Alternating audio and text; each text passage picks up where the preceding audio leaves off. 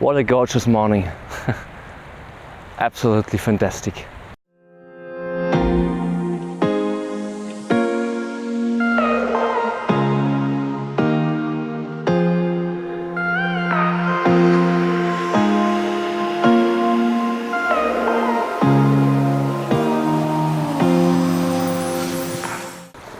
Hi my friends, a very good morning. Red light.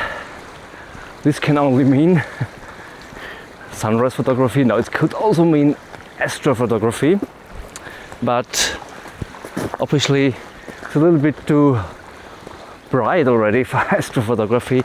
So also not sunrise photography today, because too many clouds, no direct sunlight.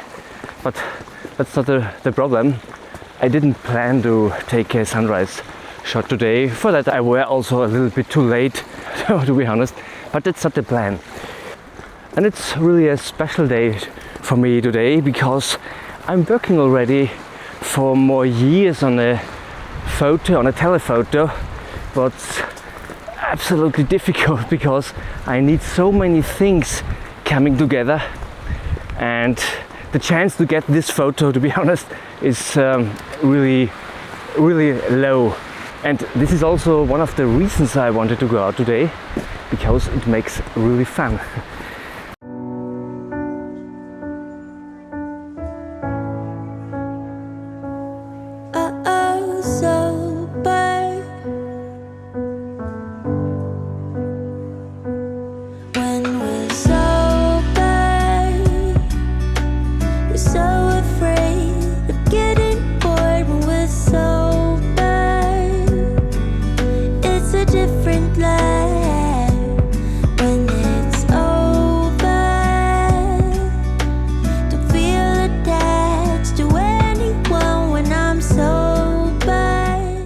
So the plan was to go out when we have a transition from rain to more clear weather, but the only problem we have in the moment, the rain stopped already around 2 hours earlier than predicted.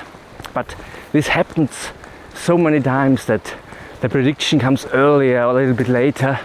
So in such conditions we have in the moment, it's gusty, we have lots of wind. It's really difficult to make an exact prediction. So this day is all about trying this photo, thinking about the composition when it will not work for the next time to come back. And maybe you have also other ideas what could work, maybe in other conditions that I had in mind. But I love this adventure. I love it to go out and try it anyway. And when it will not work, what I think, it's not the end of the world. So I want to go there, try for it. It's always good to work on one project, on one photo, and to get it really worked out. And in some time maybe you could get a masterpiece. You don't know. You don't know. So we will see.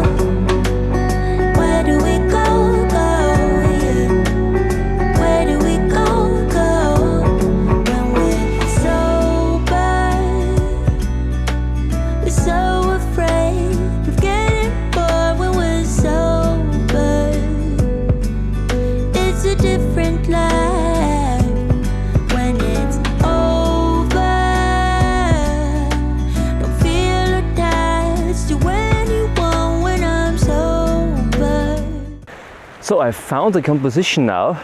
It's amazing, we get a little bit of color up in the air. The sun comes from this direction and illuminates us our clouds up there. It's absolutely amazing. I really love this, and I want to take a panel shot here. What a gorgeous morning. Absolutely fantastic. What I really love here is we have all these clouds up here on that mountain, and we get this layering effect to the mountain behind. So the tricky thing when you work with telelenses is always that you don't get depth into your photo, that it looks really flat, and this doesn't look really pretty good.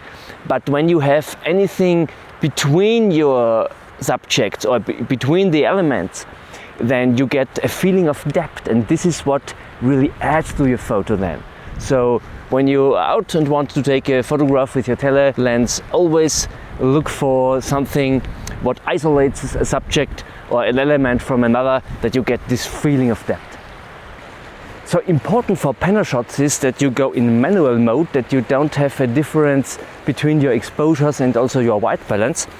So, and I will be fast now because it changes so fast. So let's start. I will take the first exposure and always move it a little bit. Always wait a short time after you have touched the camera, that it don't move.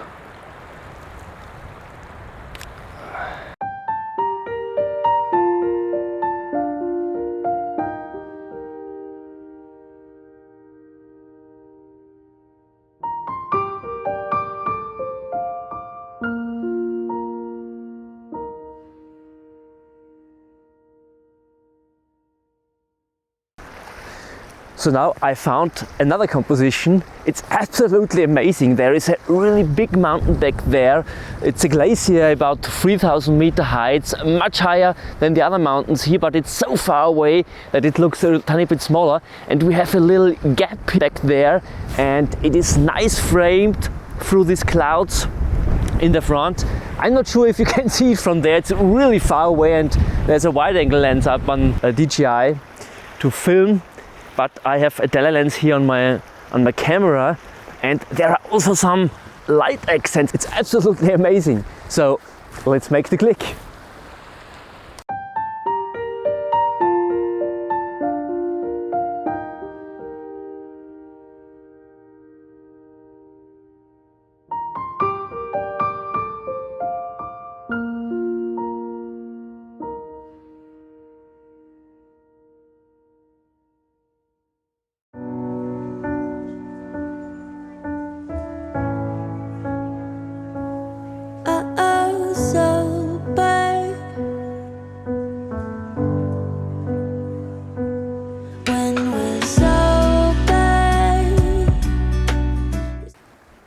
So I was not able to take the photograph what I've planned for many years meanwhile, but I didn't calculate really to get it. I only knew that there was a little chance for getting it, and it didn't work with these conditions, but it's also really hard because I need exactly that conditions what I wanted to have. And also I didn't get these conditions. I got other conditions but also were really fantastic. So it's not really possible to predict the weather so exactly that you get a gap for a mountain what is kilometers away. I'm not sure how far it is really away. I think something around 10 kilometers, 15 kilometers, something like this.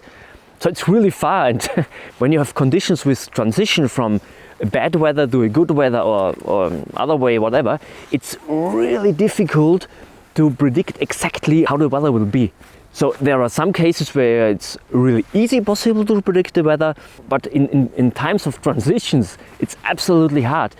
But I found out that even these transitions are exactly that kind of weather what makes landscape photography really fantastic. So you get really this mood into your pictures.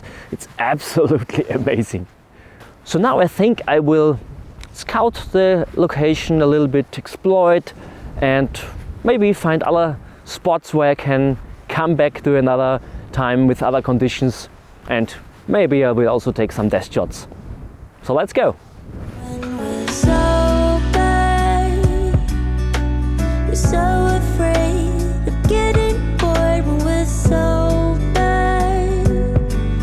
it's a different life. When it's over, don't feel attached to anyone. When I'm sober, it's someone else's life. And I can't go on with no one to rely on. Where do we go, go, yeah? Where do we go, go? Where do we go, go, yeah? Where do we go, go? When we're sober, we're so afraid of getting bored. When we're sober, it's a different life. When it's over, don't feel attached to anyone. When I'm sober, it's someone else's life. And I can't go on with no one to rely on. So I'm here now on the other side on the lake because I didn't find a composition finally then on the other side. And if you should wonder why we have snow here on the ground and not back there, it's already 4 days later. And I have a reason for that. I was so excited in the morning to go there and take the photographs that I've forgotten my spare batteries in my car. And so my batteries ran out and I didn't have a possibility to vlog. So I thought I come back today and I have found a really nice composition here. It's already noon and we have also only a blue sky. But I think for this composition, what I have in my mind here, it could really work. These are not the best conditions and I think I will come back there anyway in future. But I think anyway, it's a great idea and I will show you here. So we have this fantastic mountain back there, illuminated from the sun. We have the lake in the midground with fantastic reflections. It's really amazing. And what we also have is we have these boat huts here. They are really nice. I really love this. And I was really excited about these interactions between the boat huts and the reflections in the lake. And also the face of the water paints fantastic structures on it. So I'm really happy with this. So I used the lines of the reflections to lead our eyes into the image and finally back there to this fantastic mountain face. I don't use an ND filter because I want to have these tiny structures on the water. It looks really pretty good. And I use a circular polarizer because I want to get rid of these reflections what come out of the water. And I also use bracketing because we are here in the shadow and back there you can see there on the left side there are really bright parts of snow and so the dynamic range could not reach, so I will make brackets from 0.7 and 5 exposures. What a calm place. Absolutely gorgeous. Let's make the click.